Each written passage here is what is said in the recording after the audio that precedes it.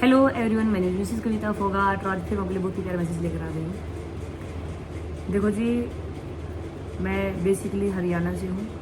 बहुत से लोगों को शायद ना भी पता हो कि कहाँ से बिलोंग करती है। और आज मैंने जो वीडियो मेरी बना रही हूँ विदाउट फिल्टर हूँ और विदाउट मेकअप हूँ। शक्ल और सूरत इंसान की ऐसी होती है, ये फिल्टर का कमाल होता है जो आप चमक चांदनी में खो जाते हैं। परंतु जो इंसान यहाँ पे ज्ञान से या फिर नॉलेज से मेरे साथ जुड़ा होगा वही टिका रहेगा। अदरवाइज जो सिर्फ शक्ल सूरत से जुड़े हुए होंगे लोग वो जा सकते हैं, क्योंकि मुझे विश्वास है कि बाहरी जो सुंदरता है वो कुछ टाइम की होती है, कुछ दिनों की होती है, वो फेक भी हो सकती है।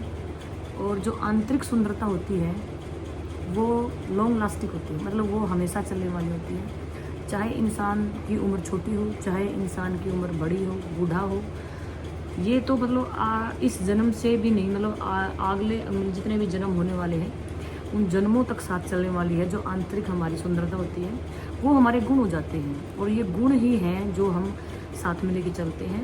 ये धन दौलत शोहरत जो यहाँ पे होती है ये सिर्फ मतलब यहीं के रह जाते हैं। जब इस जन्म में हैं तो ये हैं साथ में, और जब हम नहीं रहेंगे तो ये भी नहीं रहेंगे। परंतु जो गुण हम अर्जित कर लेते हैं इस जन्म में आकर, जो अच्छे गुण हैं, जो संस्कार हैं, वो हमारे साथ चलते हैं। तभी तो लोग अच्छे जो गुण अच्छे विचारों वाले लोग हैं वो कहते हैं कि साथ में क्या जाना है। साथ में जाना है तो सिर्फ उसके कर्म जाने हैं, चाहे वो अच्छे हो चाहे वो बुरे हो। और अच्छे कर्मों की पोटली आपकी जितनी बड़ी होगी आपके लिए उतनी ही अच्छी होगी। हमेशा मैं जैसे रिश्तों के बारे में बात करती हूँ, और रिश्तों में सच बताऊँ तो बड़ा ही मतलब क्या हुआ कि रिश्ते कुछ ऐसे मिले कि समझ में ही नहीं आई कि जो चीज़ मैंने करी थी, धरी थी, जो चीज़ मैंने मतलब जैसे कि एजुकेशन वगैरह सब कुछ, मतलब उन चीज़ों के आगे, रिश्तों के आगे मतलब फेल हो गई वो चीज़। तब मुझे, मैं नॉर्मल इंसान हूँ आपकी तरह ही, कोई ज़्यादा ज्ञान नहीं है मुझे, परंतु जो मुझे ज्ञान मिला वो मैं आपको देने की कोशिश कर रही हूँ।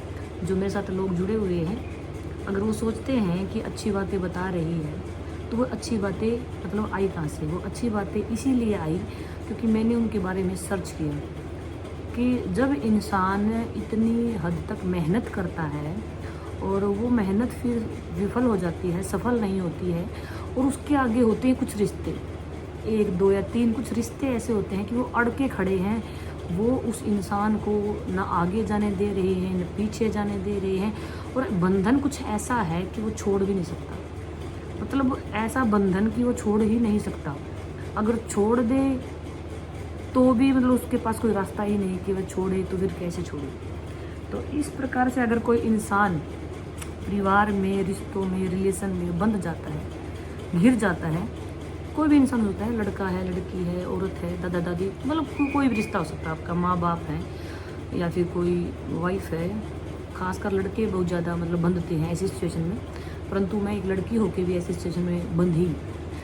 तो मैंने सर्च किया तो मुझे पाया। तो मैंने जब इस ज्ञान का अनुभव भी किया, ये ज्ञान मैंने सर्च किया यूट्यूब से, गूगल से, जहाँ से भी मतलब मुझे पॉसिबिलिटी लगी, तो पता क्या चला कि जो रिश्ते हैं वो कार्मिक हैं।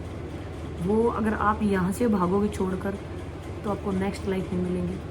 अगर आप सोचते हैं कि इस जन्म में तो दूसरी मैरिड करने का भी ऑप्शन है, आप दूसरी शादी कर लीजिए, परंतु जो कर्म है वो पीछे आपका नहीं छोड़ेंगे। वो आपको वहाँ पे भी आपके साथ में ही जाएंगे। जो आपने कर रखा है वो भोगना पड़ेगा।